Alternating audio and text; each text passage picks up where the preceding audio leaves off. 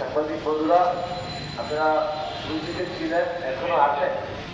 আমাদের বার্তা স্পষ্টই করেছিলাম, আমরা যতক্ষণ না পর্যন্ত বাংলাদেশ ব্যাংক ফাইন্যান্স ডেভেলপমেন্ট মিলে সেভাবেই হোক একে যদি অপসারণের চিঠি না পাঠায়, অথবা এই রবিউল হাসান যদি পদত্যাগ না করে স্বেচ্ছায়, আমাদের এই অবস্থান কর্মসূচি চলমান থাকবে।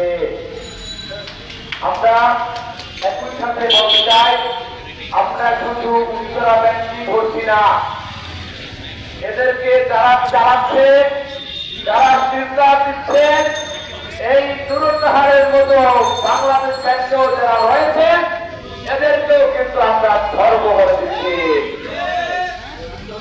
আমাদের আজকের মধ্যে কোনো ঘোষণা না আসে, আজকের পরে আমাদের এই অবস্থান কর্মসূচি চলমান থাকবে।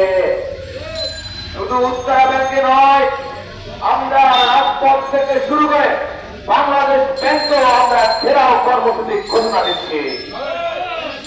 সুতরাং শান্তিপূর্ণ আমাদের অবস্থান কর্মসূচিতে লম্বা সময় আমাদের যে সংস্কার, যেখানে আমার ভাই বন্ধু আপনার ছেলেরা রক্ত দিয়েছে এই জনপদে, সেই জনপদে আমরা এই সন্ত্রাসীদের সহযোগীদেরকে, এই যে হত্যাযোগ্য অর্থ যোগানদাতাদেরকে আমরা স্থান দিতে পারি না।